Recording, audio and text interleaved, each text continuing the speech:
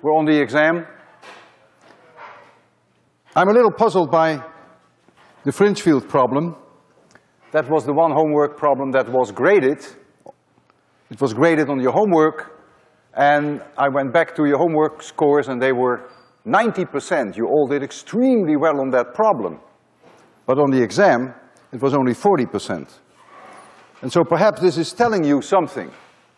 And maybe it's telling me something too. I mean, to turn in a correct solution for homework is not very useful if you do not understand what you wrote down.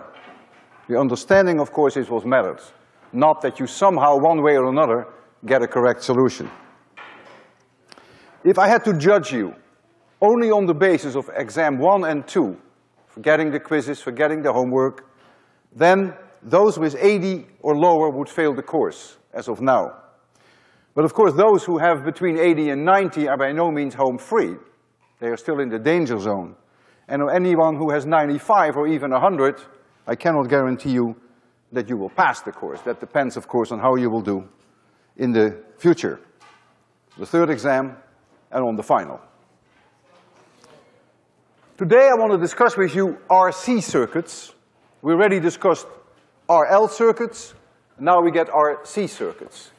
I have here a battery with an EMF V0, and I have here a switch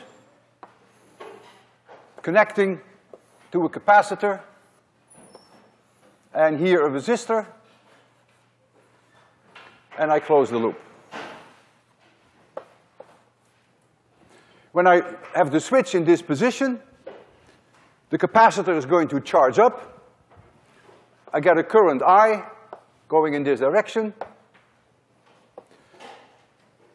If I call this point A here, and this point P, and this point S, to make sure that we are on the same wavelength, I will call the potential over the capacitor, I will call that VA minus VP.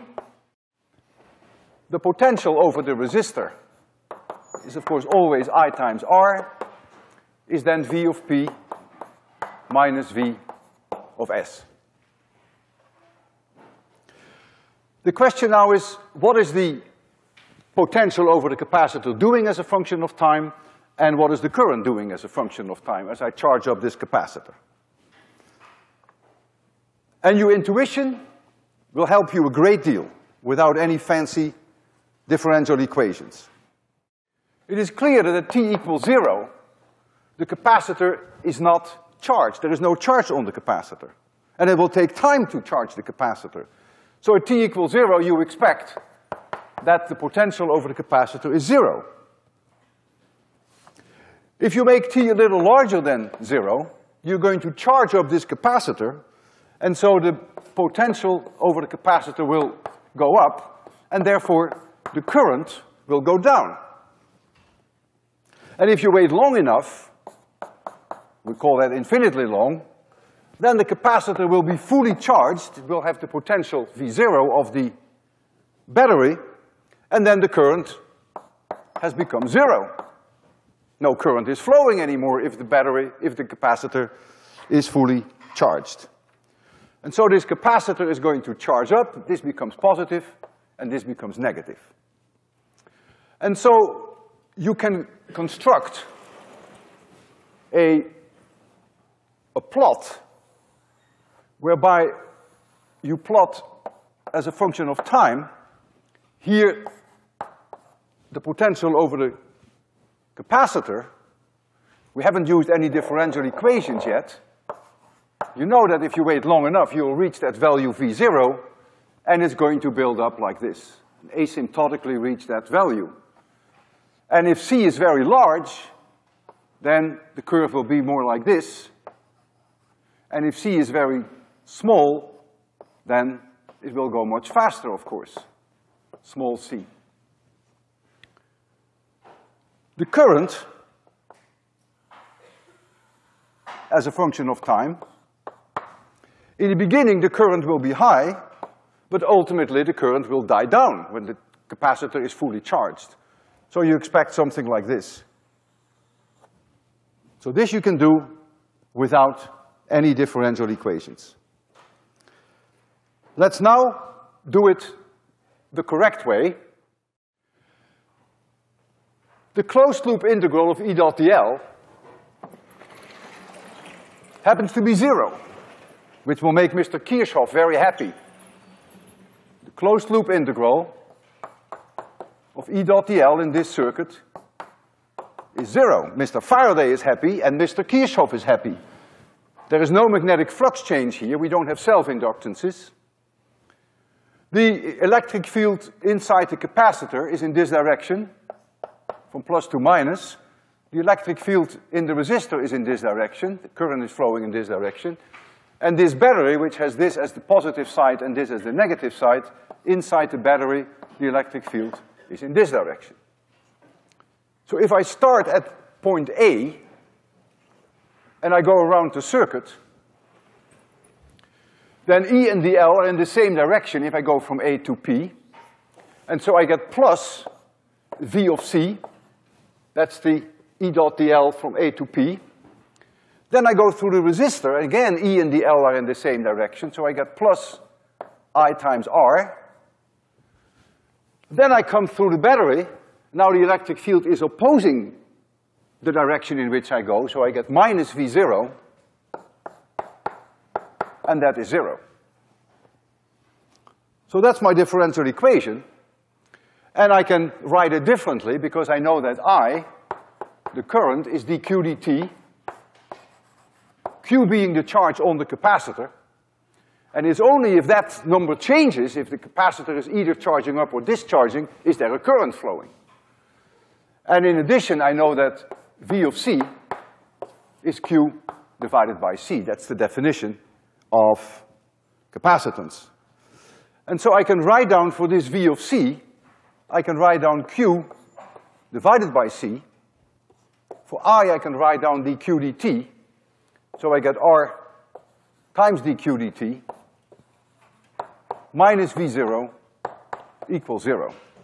And this is a differential equation in Q. We've seen an identical differential equation. It was not in Q, it was in I, but it had, of course, a completely similar solution. And the solution to this differential equation is actually quite simple. I will put it on this board. Q, so this is going to be Q as a function of time, is V0C times 1 minus E to the minus T over RC. If I take the derivative of this Q, then I have I, because I is dq dt. So I, which is dq dt, then becomes V0 times C. I get a minus sign. I get another minus sign. Then I get 1 over RC. And then I get E to the minus T divided by RC. So the two minus signs eat each other up. And I lose one C here. And so I get that the current as a function of time is V0 divided by R times E to the minus T divided by RC. So that's the curve at the bottom. And the potential over the capacitor is now very simple, because the potential over the capacitor is Q divided by C. And I already have Q here, so I simply have to divide this C out. So I get V0 times 1 minus E to the minus T over RC. And so that is the upper curve. And so we can now make a small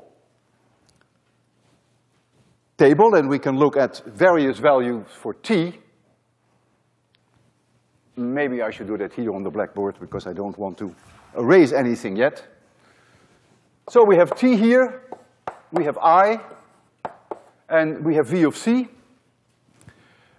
And when T is 0, you go to your equation of I, so this is 1, so you have a current V0 divided by R. And your VC of C is 0. You can see that. If T is 0, you get 1 minus 1. oh, sorry, I have to go here. You get 1 minus 1, so you see indeed that the potential over the capacitance is still 0. If you wait long enough, then the current must go to 0. That exponential function goes to 0, if you wait long enough. And your potential over the capacitance then reaches V0, which is exactly consistent with our solution. If you wait a time RC, that's called the time constant of this circuit. In the case of the current, it's also called the decay time of the circuit. Then, of course, your current is 1 over E times V0 divided by R. And 1 over E is a roughly 0.37, 0.37. So your current is down to 37% of what it was at the beginning. And after a time RC, the potential over the capacitor is 1 minus 1 over E times V0. And that is then about 0.63. 63. 0.63, 63%. In other words, if I go back here to my plot, and if I draw a line at time RC, then this value here is 37% of the maximum, and this value here is then 63% of the maximum. So the solution is rather obvious, very intuitive. And the RC times can vary an enormous amount, as you can imagine, depending upon the values for R and C. If we have here an R and a C and we want to know what the RC time is, convince yourself that the product of R and C indeed has units of seconds. Remember, we had L over R before, which had also units of seconds. RC also has units of seconds. If you have R equals 1 ohm, and C is 1 microfarad, then the RC time is only a microsecond. But if you have R equals 100 mega ohms, and you have this 1 millifarad, then this is 10 to the 5 seconds, which is longer than a day. And that would mean that it would take you even 3 days to reach 95% of V0.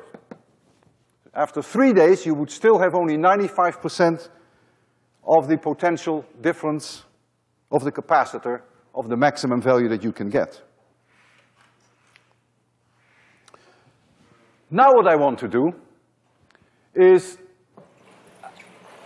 I make a change here. I have here a conducting wire. I call this position 1 of the switch, and I'm going to put the switch in this position, position 2. And I can do that without any danger. Remember, I waited until this capacitor was fully charged. There was no current running. And so when no current was running, I can quietly take the switch and put it in this position. And what is going to happen now is, of course, this side is positively charged and this is negatively charged. So now you're going to get a current which is going to run counterclockwise in opposite direction. And what is going to happen is the capacitor is discharging now, and the resistor will dissipate the energy that is in the capacitor. The 1/2 CV squared energy stored in the capacitor is going to be dissipated in the resistor in terms of I square R, in terms of heat. And if you wait long enough, the current will become 0. So it should be obvious what's going to happen